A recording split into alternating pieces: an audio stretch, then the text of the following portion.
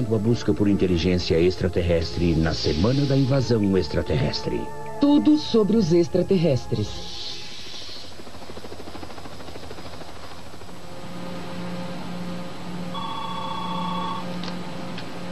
Ela é a doutora Jill Tarter e tem um dos mais estranhos empregos do mundo. Ela procura civilizações extraterrestres. Sou uma radioastrônoma que está trabalhando numa busca muito singular, tentando ouvir sinais de rádio de tecnologias distantes. Geralmente eu não digo que estou procurando homenzinhos verdes. Ela trabalha para o Instituto SETI. SETI significa Busca por Inteligência Extraterrestre. E hoje os pesquisadores vieram até o Observatório Nacional de Radioastronomia em Green Bank, West Virginia. A parte mais divertida do meu trabalho é poder dispor de algum tempo no telescópio para observar. Este leva você para o leste e oeste.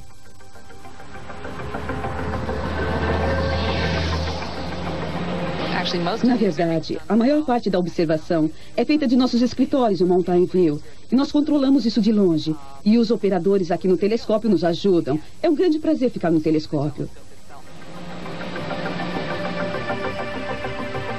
Se você viu o filme Contato, pode sentir que já conhece Jill Tarter. Ela é muito parecida com a radioastrônoma que Jodie Foster interpretou no filme. Há 400 milhões de apenas duas probabilidades. A vida inteligente lá fora, mas não está tão distante que você nunca fará contato durante a sua vida. E dois, não há nada lá fora além de gases nobres e componentes de carbono, e você está perdendo tempo. Nesse meio tempo, ninguém vai publicar o seu trabalho. Você não será levado a sério e sua carreira vai acabar antes mesmo de começar. Ora, e daí? A vida é minha. O personagem da astrônoma Ellie Arroway foi criada por Carl Sagan e sua esposa Anne Druyan para o romance Contato. Ela não é exatamente como Jill, mas há semelhanças. Bem engraçado. Eu tive uma conversa interessante com Carl em 85. Eu estava em Cornell para outra reunião. Ele convidou meu marido e eu para irmos até a sua casa. Tivemos uma conversa. Ele disse, estou escrevendo este livro. E Anne Druyan disse, bem... Você pode achar que reconhece alguém no livro, mas acho que vai gostar dela. Como a Ellie do filme, Jill Tarter é brilhante, interessada e um pouco obcecada. Me declaro culpada, o que posso dizer? Você fica mesmo um pouco obcecada com esse tipo de trabalho. Você precisa ter paixão, senão não consegue. Depois de ter obtido seu doutorado em astrofísica teórica, trabalhou em vários projetos SETI para a NASA e para a Universidade da Califórnia. Quando criança, tinha tendências para ciências exatas. Mas meu pai adorava astronomia. E eu ficava andando com meu pai na praia à noite e ele apontava as estrelas. E eu adorei aquela época. E eu sou daquela geração que cresceu vendo os desenhos dos sábados de manhã, como Flash Gordon, os desenhos animados das manhãs de sábado. Então acho que nunca houve uma época em que eu não supusesse que as estrelas lá fora eram sóis para outras pessoas.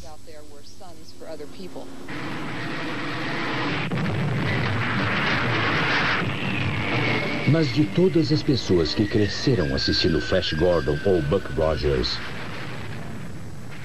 ou mesmo centenas de filmes classe B sobre criaturas de outros planetas, poucas delas acabaram procurando pessoas sob outros sóis. Aquela peça funcionou. E elas encontraram um público que estava fascinado pelo assunto, mas um governo que não estava. Em 1978, um senador deu à busca de vida em outros planetas o prêmio Espólio de Ouro por desperdiçar o dinheiro dos impostos. A NASA tinha um programa SETI, que teve um novo começo em 1989. Conseguiu chegar ao telescópio pela primeira vez em 92 e foi encerrado pelo Congresso um ano depois, em 1993. Os pesquisadores do SETI teriam recebido 12 milhões de dólares por ano tirados da verba de 14 bilhões anuais da NASA, mas mesmo isso era demais. No caso do SETI, entretanto, as chances de sucesso são tão remotas e o provável benefício do programa é tão limitado que existe pouca justificativa para 12 milhões de dólares em impostos públicos serem gastos nesse programa.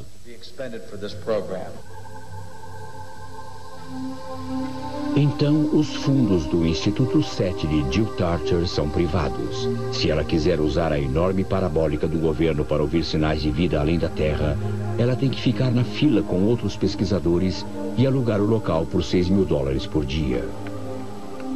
E assim ela obtém o privilégio de sentar numa sala apinhada na base da antena, ouvindo os motores que movimentam uma grande parabólica e esperando que suas telas digam a ela que a verdade está lá fora. Que tipo de mensagem Frank Drake transmitiu para o espaço sideral em 1974? Saiba a resposta quando voltarmos com a Semana da Invasão. Em 1974, Frank Drake transmitiu uma mensagem binária em direção ao grupamento de estrelas Hércules, retratando os componentes básicos da vida na Terra. Agora, voltamos com a Semana da Invasão Extraterrestre.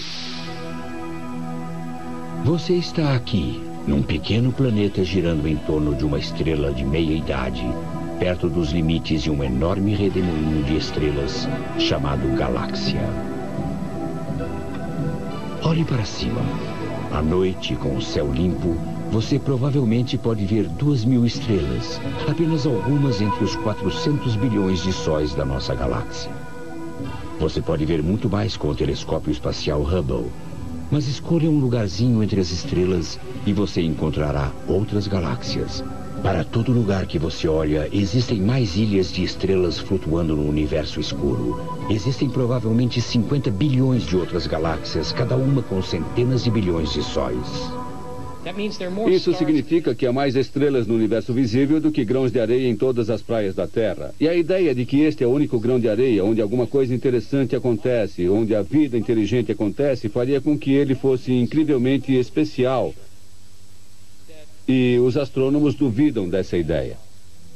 Em 1961, o astrônomo Frank Drake tentou estimar a quantidade de civilizações tecnológicas na nossa galáxia e apareceu com um palpite que hoje é chamado de Equação de Drake. Ela está presente em todos os livros do SETI e até aparece nas camisetas vendidas como souvenirs. Comece com a quantidade de estrelas na galáxia, cerca de 400 bilhões. Para haver vida, você precisa de estrelas com planetas. E até 1995 não tínhamos encontrado nenhuma. Aí então os astrônomos começaram a usar novos equipamentos que pudessem medir a mais ligeira movimentação de uma estrela com planetas. Eles encontraram sistemas planetários nas vizinhanças da nossa galáxia. O telescópio espacial até fotografou um planeta de uma estrela na constelação de Taurus. Os planetas realmente custam 10 centavos a dúzia no universo? Descobertas recentes mostram que pelo menos 3 ou 5% de todas as estrelas têm planetas e que a porcentagem real deve ser muito maior. Mas quantas estrelas têm planetas com água em estado líquido? Dos 9 planetas do nosso sistema solar, 3 já foram molhados. Mas agora só a Terra tem oceanos. No nosso sistema solar existe pelo menos um planeta onde a vida pode ser gerada, e é a Terra. Então digamos que os sistemas solares tenham pelo menos um planeta onde a vida possa ser gerada. Quantos realmente teriam vida? Usamos a vida na Terra como um exemplo e toda essa vida é relacionada. A vida neste planeta parece encontrar o seu próprio caminho. Ela espreita e sobrevive sozinha, mas isso não deve nos enganar. A vida neste planeta é um espécime de fenômeno da vida. Pode não haver outros. Se somos o único espécime de vida em qualquer lugar do universo, então a origem da vida, o tipo de evento químico que estamos procurando, tem de ser um evento realmente muito, muito improvável.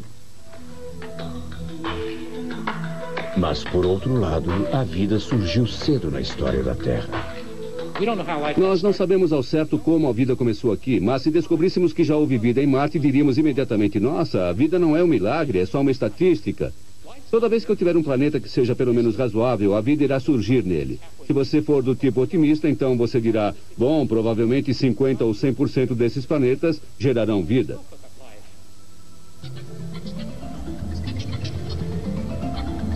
A próxima coisa de que precisamos é uma vida inteligente que invente tecnologia. Se você tiver um punhado de criaturas inteligentes em outro planeta, cedo ou tarde vai surgir a ciência. Isso vai acontecer porque compreender a ciência é uma enorme vantagem para a sociedade. Digamos que 1 entre 10 desenvolva a radiotecnologia. Então, 2 bilhões de civilizações na nossa galáxia podem ter enviado sinais de rádio. Mas ainda existe algum deles por aí? O último termo da equação de Drake é quanto tempo eles ficam no ar, em que fração de tempo eles transmitem. E isso realmente é desconhecido. A invenção da radiotecnologia e a invenção das armas de destruição em massa parecem andar lado a lado. Então o que acontece talvez seja que um ET entra no ar, nos envia mensagens e depois... Bum! Uma grande nuvem em forma de cogumelo e acabou. Então, se esse é o jeito como as coisas acontecem, nós não vamos ouvir nada, porque o ET não vai estar no ar tempo suficiente. Mas se você for otimista e disser que o ET vai ficar no ar por pelo menos 1 milhão de anos, então a quantidade de civilizações que fazem transmissões na nossa galáxia está na ordem de dezenas de milhares.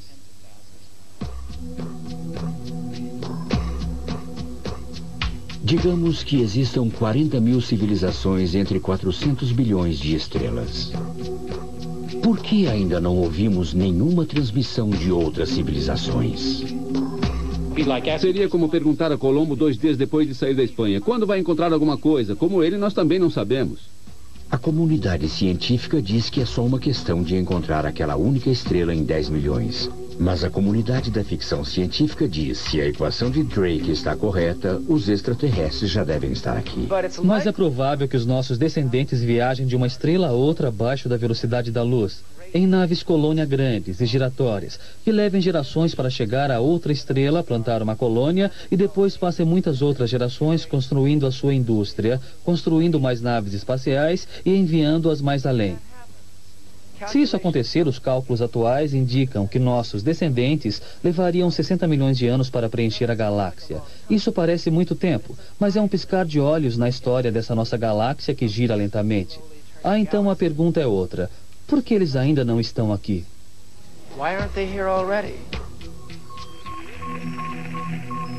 Possibilidade 1. As civilizações estão espalhadas demais para fazer contato. A ideia de quanto tempo a vida inteligente pode ser sustentada e a probabilidade da nossa pequena partícula no espectro do tempo coincidir com outra partícula de uma forma de vida inteligente para podermos encontrar um ao outro é fascinante, assustadora e desencorajadora. Possibilidade 2. Nenhuma outra civilização desenvolveu tecnologia. Poderíamos ir lá para fora e encontrar montes e montes de extraterrestres, mas que fossem golfinhos, fossem polvos, fossem estranhas criaturas aquáticas que nunca tivessem saído de seu planeta. Nos encontraríamos e apertaríamos nossas mãos com tentáculos de muitas outras criaturas, com quem poderíamos conversar, mas que não iriam se meter com a gente, porque nós seríamos os caras com as naves estelares. Possibilidade 3. Outras civilizações têm tecnologia, mas nenhuma curiosidade a respeito do resto do universo. Poderíamos ir lá para fora e encontrar um monte de civilizações enfadonhas e rabugentas que precisassem aprender a se divertir. Ou talvez os extraterrestres saibam tudo a nosso respeito, mas queiram nos deixar na reserva. E se estivessem nos mantendo na ignorância sobre uma civilização lá fora? Porque adoram a nossa arte, adoram a nossa TV.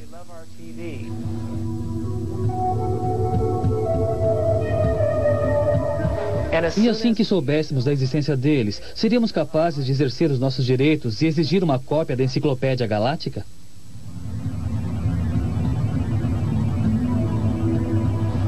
Neste caso, eu agora estou formalmente. Eles podem captar as nossas ondas de rádio. Eu agora estou formalmente, em nome da humanidade, exigindo a entrada na Federação Galáctica.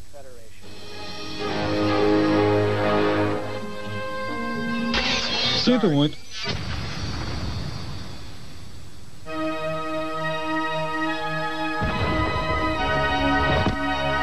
A filmadora tinha acabado de ser inventada quando os extraterrestres assumiram um dos principais papéis. Na década de 50, houve uma invasão extraterrestre nas nossas telas. Invasores de Marte, seres fantásticos, estranhos, superinteligentes. Hoje, projetar extraterrestres é um jogo, um esporte e uma indústria. Certo, pessoal, se todos puderem me ajudar com as nadadeiras e o resto das coisas, isso vai ser muito legal. Os efeitos são melhores, os extraterrestres são mais complexos e há mais dinheiro do que nunca. E ação! Dispare no 3. 1, 2, 3. Em 97, MIB, Homens de Preto, rendeu mais de 580 milhões de dólares. Suba um pouco.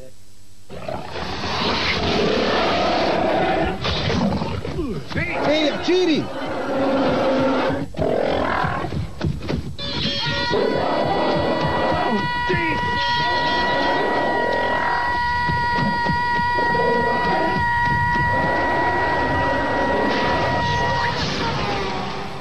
E ação! Para cima, para cima!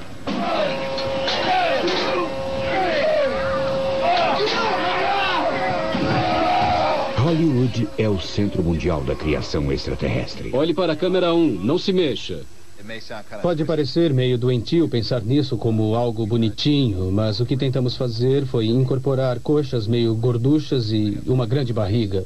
Eu tenho 3 filhas. Quando elas conversam com outras crianças, falam disso normalmente. E que tipo de monstros o seu pai faz? Você sabe. Elas presumem que todo mundo tem um pai que faça esse tipo de coisa. Alec Gillis e seu colega Tom Woodruff criaram insetos gigantes para o filme Tropas Espaciais.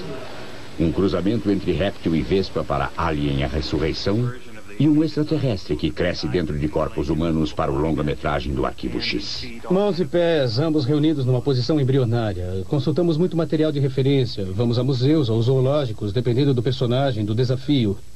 Mas a mola mestra por trás do nosso trabalho de design é que ele tem que parecer real. E tem que ter uma cara legal. E sentimos que se você ficar preso a algum tipo de realidade, sempre irá produzir uma coisa muito mais real.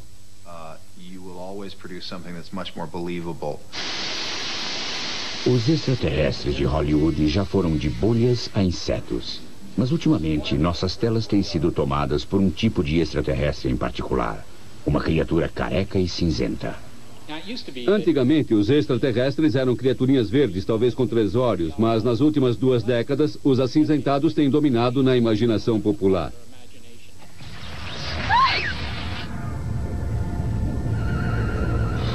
Veja! Harold, o que são essas coisas? Como é que eu vou saber?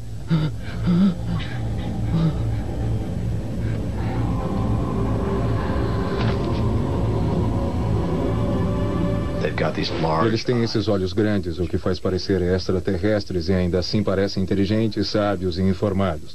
Eles têm essas cabeças enormes, como se fossem mais inteligentes que nós. Eles sabem mais do que nós, o que também é tranquilizador. E fisicamente não são ameaçadores. Eles têm corpos muito pequenos e estranhos, braços e pernas espichados. E, novamente, isso sugere algum tipo de ser superior. Chris, você pode ver onde está? Estou numa sala. Numa nave espacial. Cercada de extraterrestres. E qual é a aparência deles? São pequenos. Têm cabeças e olhos grandes. E são cinzentos. Como parte do desejo de fazer o espetáculo parecer real, queríamos usar a imagem clássica de extraterrestres cinzentos, que está profundamente enraizada na imaginação popular. Não sei por que motivo. Os cinzentos foram popularizados pelo livro Communion, de Whitley Strieber, e têm aparecido profusamente em filmes, tabloides e na TV desde então. Uma pesquisa recente descobriu que 64% dos americanos acreditam que os extraterrestres já entraram em contato com os seres humanos. Eles não são daqui. Não, de jeito nenhum. Um dos contratados foi Dennis Laird. Ele conheceu o seu extraterrestre no dia 14 de fevereiro de 1976. Ele era um ser bastante alto. Ele tinha pouco mais de 2 metros. Tinha uma cabeça muito grande, olhos amendoados e dedos muito longos. Seus dedos tinham entre 23 e 25 centímetros de comprimento. E ele tinha ombros muito largos. Ele era um cara muito largo para uma pessoa normal. Mas quando ele se virou para sair andando, percebi que tinha apenas 13 ou 15 centímetros de espessura. Corpos pequenos, cabeças grandes. Esses caras não carregam caminhões para ganhar a vida. Eles se sentam na frente de um monitor e fazem trabalho de computador o dia todo. Por que este tipo de extraterrestre é tão popular? Talvez porque os cinzentos sejam o que achamos que vamos ser algum dia. Eles não passam de uma projeção dos nossos medos. Têm olhos grandes, cabeças grandes e nenhum cabelo. Isso é só uma projeção. Eles perderam os pelos, também estamos perdendo. Têm narizes pequenos, nosso olfato não é mais o mesmo. Com as bocas pequenas é igual, estamos perdendo a nossa dentição. Me entristece que a imagem que tantas pessoas têm dos extraterrestres seja dessa criatura lisa, de grandes olhos negros e dedos longos, que está nas capas de tantos livros e revistas. É comportamental. É exatamente o mesmo com os elfos dos contos de Grimm. Nem um único episódio de OVNI de que tenha ouvido falar, se fosse verdadeiro, descrevia o comportamento de adultos. Algum desses extraterrestres na cultura popular faz sentido? Não para o astrônomo Shostak. Os extraterrestres que vejo nos filmes são como os vegetais no inverno. Não há grande variedade deles. Muitos anos atrás tínhamos a bolha assassina. Era uma criatura unicelular gigante cuja única função na vida era nos comer. Uma espécie de piranha unicelular. Rapaz, foi por pouco. Vem. Mas não faz sentido. Uma criatura unicelular não pode ser muito inteligente. Você precisa de muitas células para isso. Rodando. Fale. Plaquete. E por que a safra atual de extraterrestres maus dos filmes se parece com répteis ou insetos? Ação e bata. 1 milhão de anos atrás, quando éramos menores, mais peludos e morávamos nas árvores, as cobras podiam subir e comer nossos filhotes. Então temos um medo natural de cobras, répteis e insetos. Hollywood sabe disso. E os extraterrestres tendem a ter essa aparência. Mas voltando ao mundo real, uma caçadora de extraterrestres não quer nem imaginar a cara da sua presa. Eu acho que não tenho muita poesia na minha alma. Apenas detectar o sinal é desafio suficiente para mim. E pouco me importa a aparência deles. Não me importa o que eles comem no café da manhã. Se são verdes, azuis, roxos ou quantos sexos eles têm. Só de saber que em algum lugar a física e a química montaram uma outra criatura consciente com a habilidade de construir radiotelescópios já é recompensa suficiente.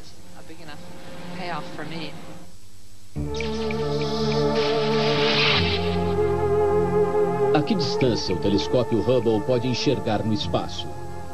Descubra a resposta quando Semana da Invasão Extraterrestre voltar.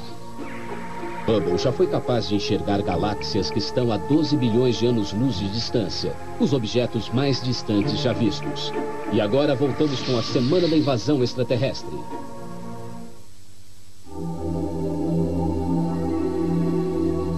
Você pode ficar surpreso ao descobrir que nós encontramos vida em outro mundo. Aconteceu em 19 de novembro de 1969. 364B e prosseguindo a aterrissagem. Certo, entendido. A missão Apollo 12. A Apollo 12 alunizou perto da cratera Surveyor, que recebeu esse nome por causa da aeronave Surveyor, a aeronave robô que descera lá quase 2 anos antes. Os astronautas foram capazes de alunizar a pouca distância da nave espacial Surveyor, coletar alguns pedaços dela e trazê-los de volta à Terra. E quando os exobiólogos examinaram a câmera da Surveyor, havia streptococcus dentro dela. Não eram bactérias lunares. A aeronave tinha sido mal esterilizada. As bactérias tinham sido levadas até a Lua e sobrevivido lá.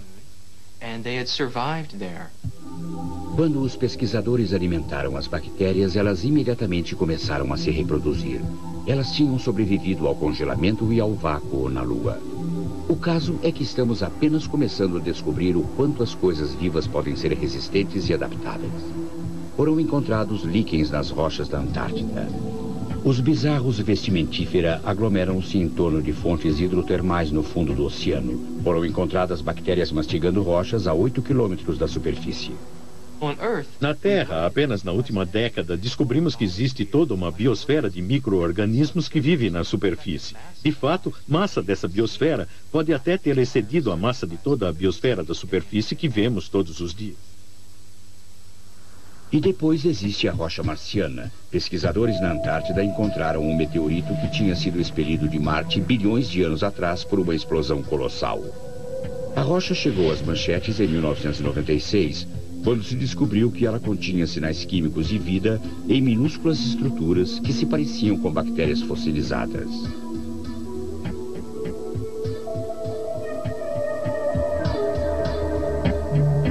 O debate sobre a rocha de Marte ainda estava em andamento quando a sonda Pathfinder desceu no planeta vermelho. O pequeno robô rolou sobre algumas rochas e descobriu que um dia elas já estiveram sob a água. Toda esta planície já esteve coberta por um mar do tamanho dos Grandes Lagos.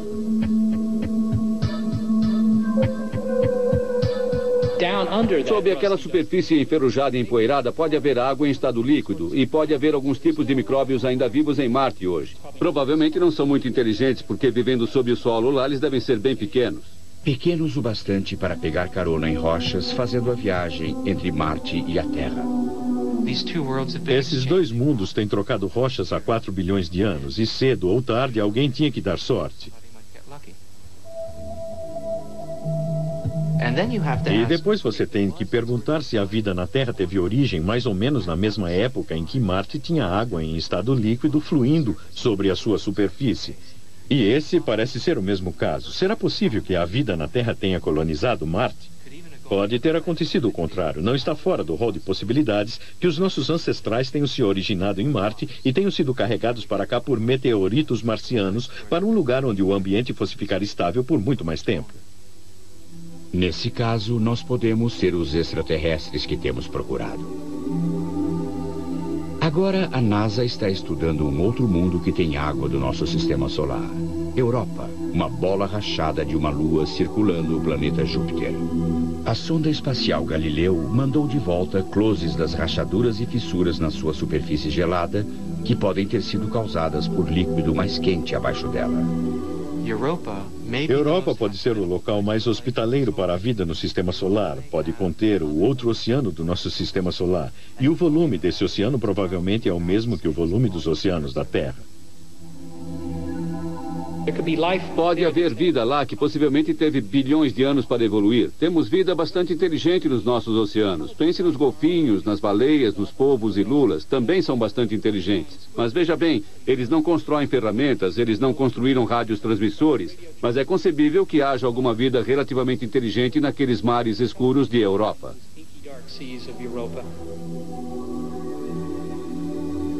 E isso é só o começo. Existem todos aqueles mundos recém-descobertos lá fora. Além do nosso próprio sistema solar, descobrimos que os planetas são comuns na nossa galáxia. Já vimos discos protoplanetários onde sistemas solares estão se formando, indícios de aproximadamente mais 10 sistemas solares além dos seus próprios.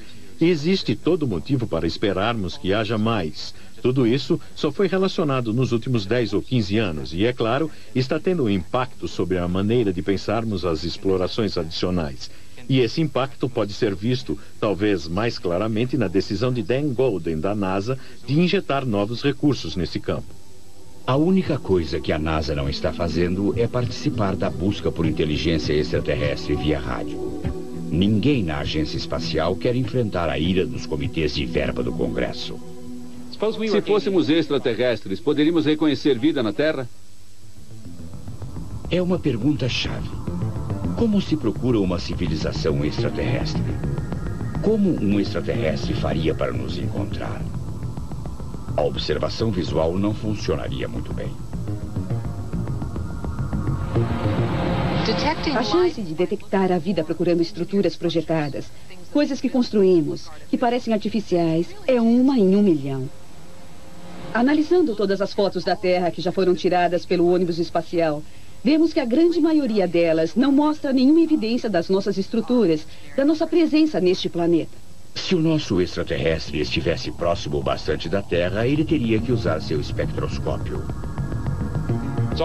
Tudo o que você tem de fazer é analisar a luz que é refletida da Terra e encontrará uma assinatura espectral, os sinais indicadores de coisas como metano e oxigênio.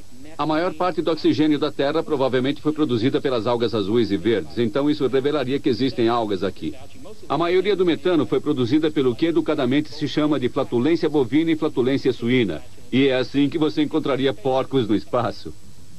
Dá até para encontrar filamentos vegetais aquáticos dessa maneira. Mas daí a encontrar outra civilização tecnológica é um longo caminho. De qualquer modo, esse tipo de análise atmosférica é impossível em distâncias interestelares. Mas existe um outro meio de verificar a existência de vida numa estrela: os comprimentos de ondas de rádio. A maneira mais rápida de nos encontrar é mirar um radiotelescópio na nossa direção. Um extraterrestre captaria instantaneamente uma tempestade de sinais de TV, rádio e radar. Isso só funcionaria se você estivesse próximo ao planeta, porque nossas transmissões antigas mais potentes estão a apenas 40 ou 50 anos-luz da Terra agora. Então você teria de estar a essa distância, sintonizar um receptor de rádio ou de TV, captar o programa I Love Lucy ou Mr. Ed. Mas você poderia detectar vida na Terra do outro lado da galáxia se tivesse um telescópio grande o bastante.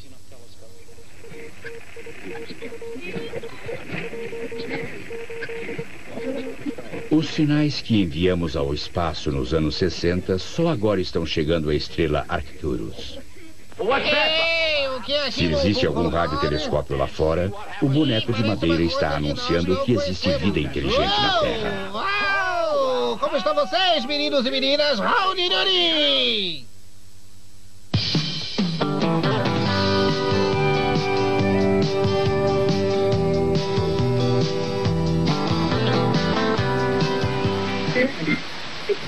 Sintonize uma rádio FM entre estações e você ouvirá um zumbido.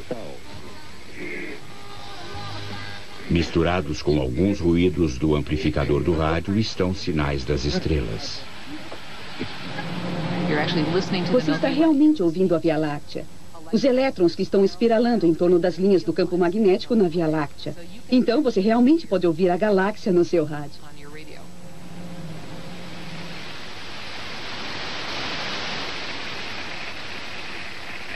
Há muito zumbido interestelar nos rádios na cidade de Green Bank, em West Virginia. As estações de rádio e transmissores de televisão estão banidos nessa área, porque este é o lar do Observatório Nacional de Radioastronomia do governo. O radiotelescópio construído neste vale está cercado de montanhas para ajudar a protegê-lo de transmissores que estamos usando para outros propósitos. Quando ele foi construído no início da década de 60, era importante encontrar um lugar naturalmente abrigado. Por lei, esse lugar deveria observar silêncio de rádio. Então não pode haver qualquer transmissor ativo num raio de 80 quilômetros do observatório. Radioastrônomos usam parabólicas como estas para estudar o universo. Eles captam as ondas de rádio naturais emitidas por tudo, desde galáxias e estrelas até átomos únicos de hidrogênio flutuando no espaço.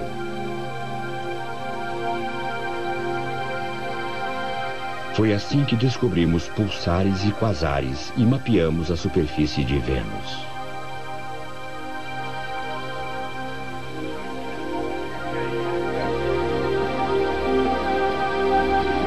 O radiotelescópio de Green Bank tem uma parabólica de 43 metros de diâmetro. E um novo que está em construção poderá abrigar um campo de futebol americano. As antenas têm que ser grandes porque os sinais das estrelas são muito fracos. Esses são sinais muito, muito fracos.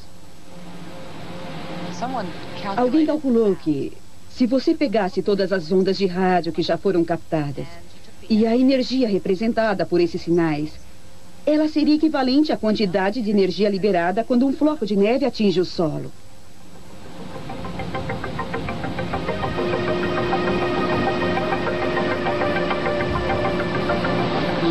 Muitos estalos e zumbidos. Basicamente, a maior parte do que estamos recebendo é ruído. Esse lado está livre? Sim, prossiga. Quando o Instituto SETI tem uma chance de usar o telescópio, a primeira coisa que é feita é montar um receptor de 1 tonelada no ponto focal da parabólica. Isto está no caminho. Para minimizar o ruído eletrônico, o dispositivo é resfriado com hélio líquido 11 graus acima do zero absoluto.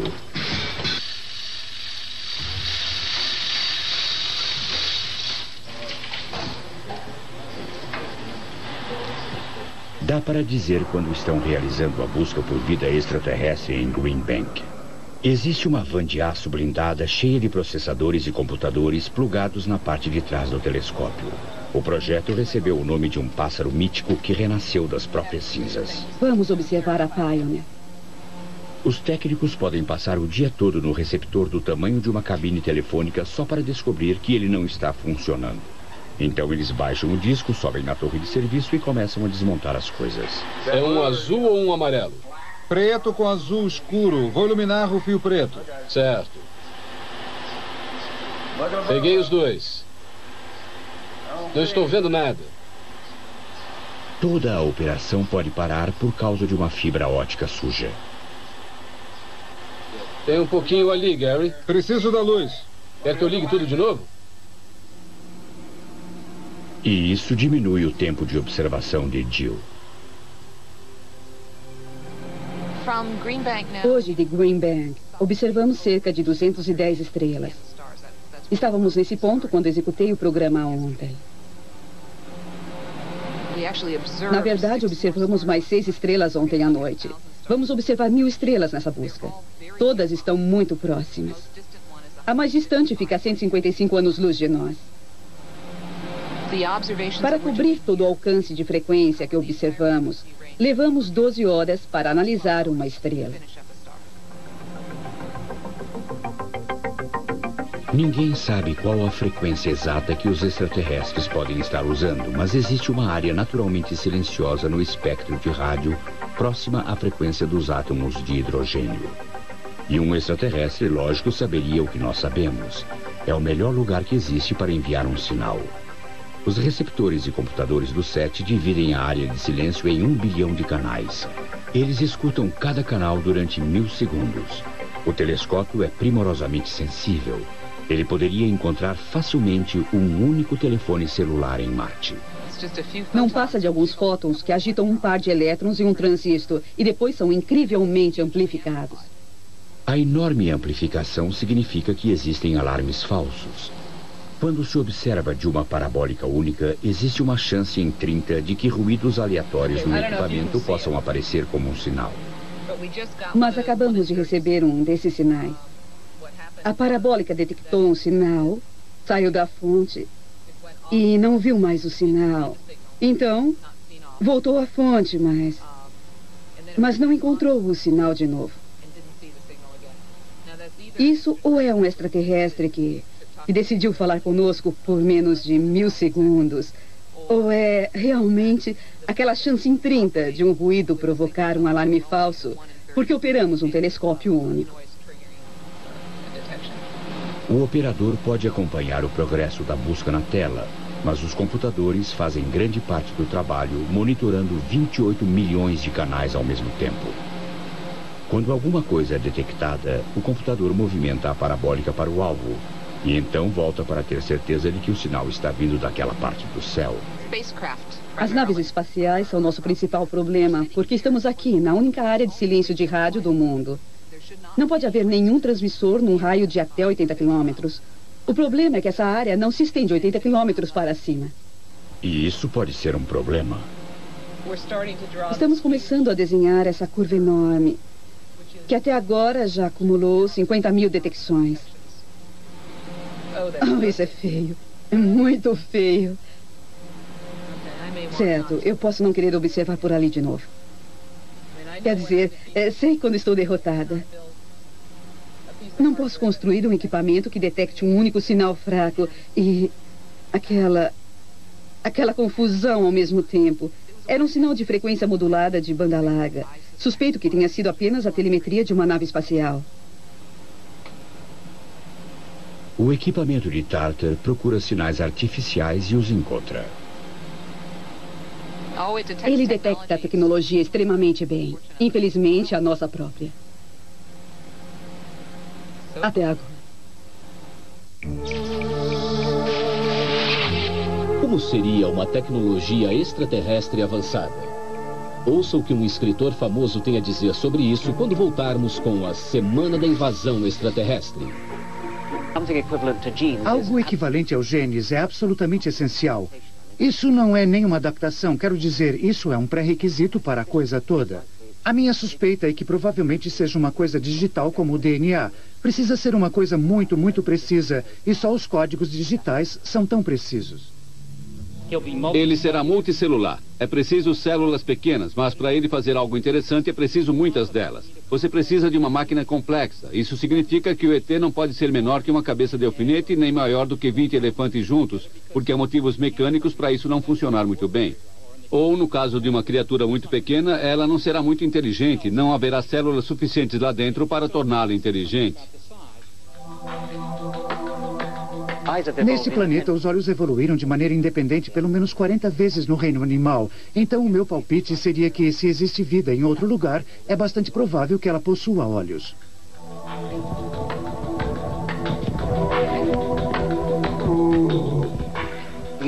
Membros, você precisa deles para se locomover. Você poderia imaginar animais com rodas, mas isso só funcionaria bem se o planeta já viesse com estradas construídas. Pernas. As pernas evoluíram muitas vezes. As rodas nunca evoluíram separadas de sua tecnologia. Quantas pernas você quer? 2, 4, 6? Assim seria fácil. Mas se você tem 600 pernas, o seu cérebro passa tempo demais coordenando todas elas, em vez de fazer coisas como construir um radiotransmissor ou um foguete. Então, o ET deverá ter uma quantidade pequena de pernas.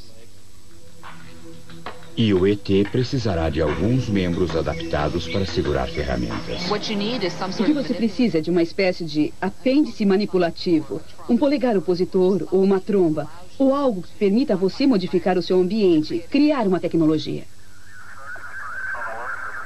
Você terá uma cabeça, uma coisa útil para abrigar o seu cérebro e deixar todos os órgãos sensoriais perto dele para que ele não tenha de esperar para receber informações dos órgãos sensoriais. E se os extraterrestres descobriram o que se chama de nanotecnologia, a habilidade de fazer máquinas microscópicas que podem entrar nos seus corpos e dar a eles efetivamente a imortalidade? Algumas pessoas acham que chegaremos a isso em apenas 20 anos. E se só com seus pensamentos você conseguisse reconfigurar o seu corpo para fazer crescer um pulmão especializado para que você pudesse mergulhar na água e ficar lá embaixo? E se essas tecnologias são possíveis, podemos descobrir que os extraterrestres podem se reconfigurar à sua vontade. Não instantaneamente, como em Jornada nas Estrelas, mas de maneiras muito parecidas às dos deuses gregos na mitologia. Afinal, somos como deuses para os nossos ancestrais. Os verdadeiros extraterrestres vão estar muito à nossa frente. Se você puder compreendê-los, eles dirão coisas como, por exemplo, como convivermos com a cura para a morte e um pouco de física. Mas, na verdade, o extraterrestre mais inteligente não é aquele que foi retratado nos filmes, mas na ficção científica, e foi a nuvem negra de Fred Hoyle, uma nuvem de plasma animada. Então, ela era muito diferente dos humanos, que têm 2 mãos e 2 pés. O que realmente está lá fora definitivamente dependerá do quanto uma civilização tecnológica vai durar. O astrônomo russo Nikolai Kovychev pensou que, dado o tempo o bastante, pode haver 3 níveis de civilizações avançadas. Tipo 1, civilizações que teriam controlado o poder do átomo, como nos encontramos hoje. Tipo 2, civilizações que podem fazer uso da liberação total de energia de uma estrela. Talvez elas tenham desmontado planetas e movido suas partes, formando uma concha ao redor do Sol. E aí existe o 3º tipo, uma civilização que aprendeu a controlar toda a energia de uma galáxia. É quase inimaginável, mas o espaço é um lugar estranho. O biólogo J.B.S. Holden colocou desse modo: o universo não é apenas mais estranho do que supomos. Ele é mais estranho do que podemos supor. Só podemos adivinhar como a descoberta de vida extraterrestre poderia mudar as coisas aqui na Terra. Acho que a coisa mais importante sobre a detecção de um sinal extraterrestre de outra civilização seria que ele mudaria o nosso ponto de vista, mudaria o ponto de vista dos humanos, e que começaríamos a nos enxergar como uma espécie num pequeno planeta, num universo muito grande, ocupado por outros. E acho que teríamos de estar incrivelmente impressionados pelas diferenças entre nós e qualquer um lá fora. E eu esperaria que isso fizesse diminuir as diferenças entre os humanos, que achamos tão difícil de tolerar hoje. e que nos daria uma perspectiva global ou cósmica que faria a humanidade funcionar como uma entidade única.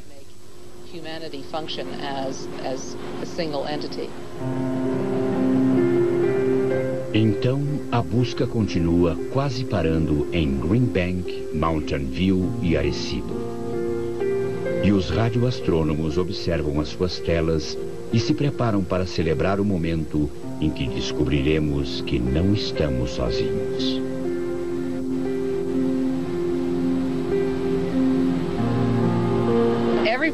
Para todo lugar que olhamos, geralmente tem uma geladeira.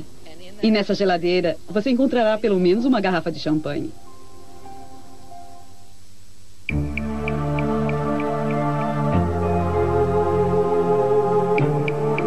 Versão brasileira, Tempo Filmes, São Paulo.